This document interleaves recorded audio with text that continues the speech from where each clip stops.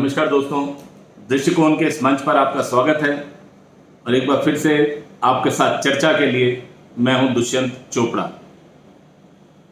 दोस्तों, कल जैसा कि हम लोगों ने अपने वीडियो रिपोर्ट में जिक्र किया था, जो दुखद एक दुर्घटना घटी उत्तर प्रदेश के हाथरस में, जहां 19 वर्षीय एक युवती का गैंगरेप हुआ, उसकी हत्या कर दी गई, नृशंस हत्या कर दी गई। अब उस पर राजनीति गर्मा गई है। राजनीति गर्मा गई है कि वो लड़की दलित थी, तो इसलिए बहुत से लोग निकल के आए हैं कि भाई दलित और सवर्ण या ठाकुर और ब्राह्मण, इस तरह की बातें उत्तर प्रदेश में और बाकी सब जगहों पर चल रही हैं। अब चलिए, उत्तर प्रदेश की राजनीति में तो चलिए मायावती बोलती हैं, प्रियंका गांधी वाड्रा बोलती हैं, समझ में आता है, उनको अपना चलानी है।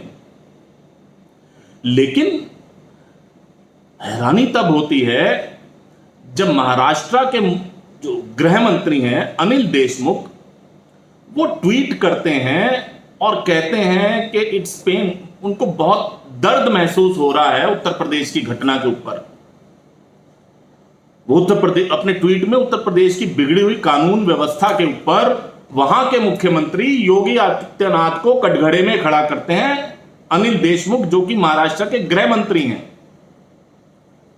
चलिए, इस दुर्घटना से उनको दुख हुआ, समझ में आता है, लेकिन उनके ट्वीट का असली कारण, जो उनका असली दर्द है, वो उस ट्वीट की अगली लाइन में समझ आ जाता है, जहां वो ये लिखते हैं कि योगी जी को वो बोलते हैं कि योगी जी, आप अपने यहां पर फिल्म सिटी मत बनाइए, बल्कि क्लीन सिटी फ्रॉम गुंडास, यानी गुंडा राज को हटाकर क्लीन सिटी बनाइए, फिल्म सिटी की तरफ ध्यान मत दीजिए।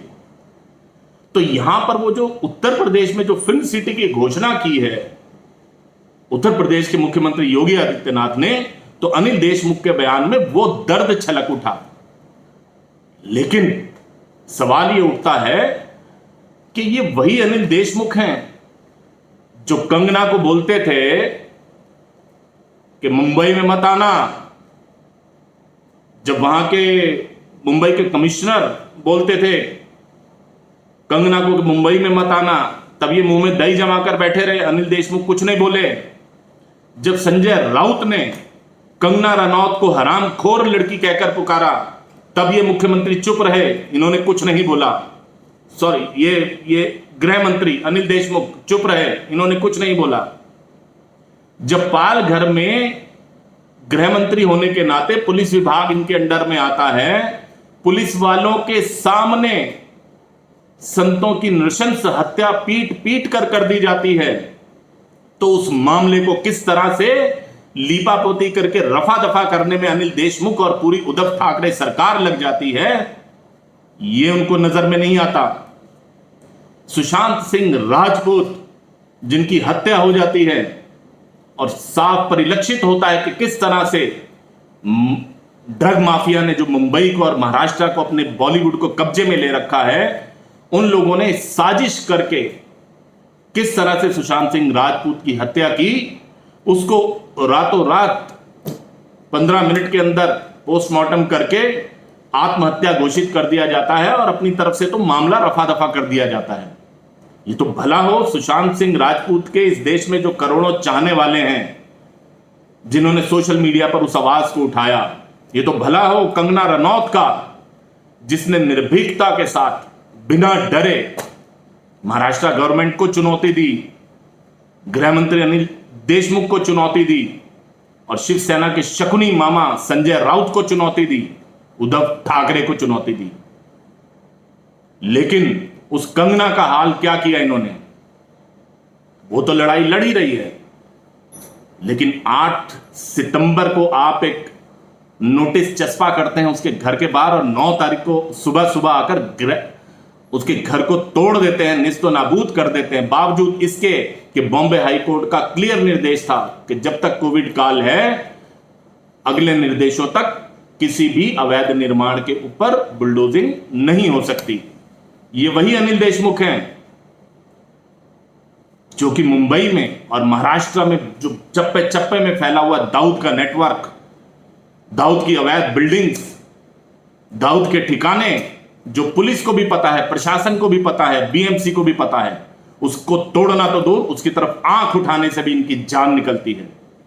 ये वही अनिल देशमुख हैं जो योगी आदित्यनाथ को कहते हैं कि योगी जी फिल्म सिटी मत बनाइए, क्लीन सिटी फ्रॉम गुंडास बनाइए।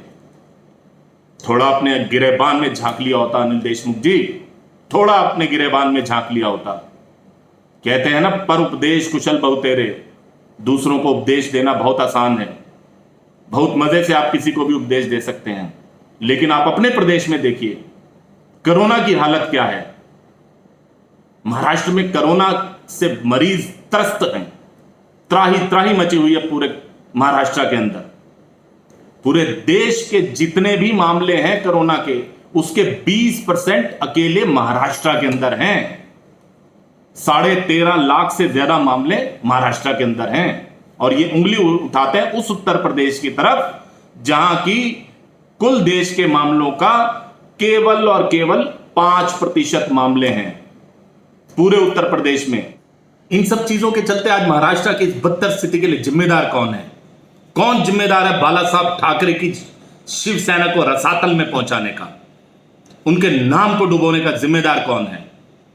उसके जिम्मेदार आप हैं अनिल देशमुख जी, आपकी पार्टी के नेता शरद पवार जी, और साथ में शिवसेना के शकुनी मामा संजय राउत हैं, जिन्होंने शिवसेना को इस कदर बदनाम कर दिया, इस सरकार को इस कदर बदनाम कर दिया, नकारा बना दिया, निकम्मा बना दिया है।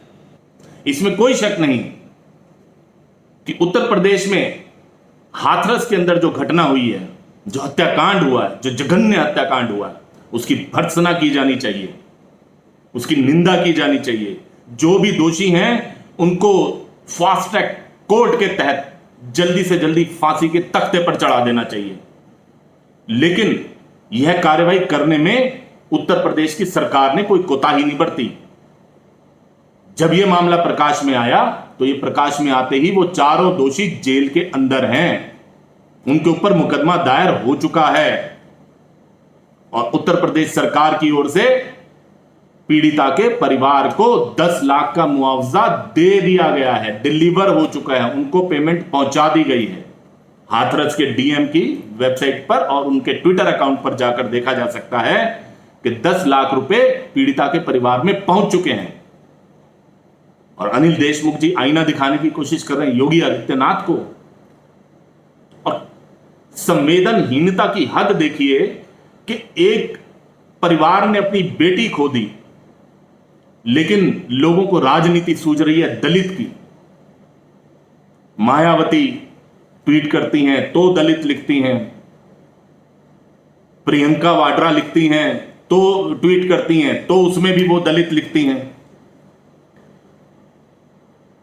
इस तरह की दुर्घटना, इस तरह की जो विभत्स कांड उस बच्ची के साथ हुआ है, उसको आप किसी जाति या धर्म के साथ नहीं जोड़ सकते। योगी आदित्यनाथ ने अपने कार्यकाल में अपने प्रदेश में न जाति देखी न धर्म देखा। अगर उन्होंने अतीक अहमद और मुख्तार अंसारी के ऊपर डंडा चलाया तो ये वही योगी आदित्यनाथ थे जिन्होंने विकास दुबे का भी घर ध्वस्त कर दिया। विकास दुबे अपनी परिणति को प्राप्त हुआ। यहां पर जात पात और धर्म का कोई मामला नहीं है। अनिल देशमुख जी, आपको चाहिए कि आप पहले अपना प्रदेश संभालें, सुशांत सिंह राजपूत को न्याय दिलवाएं, कंगना रनौत को न्याय दिलवाएं।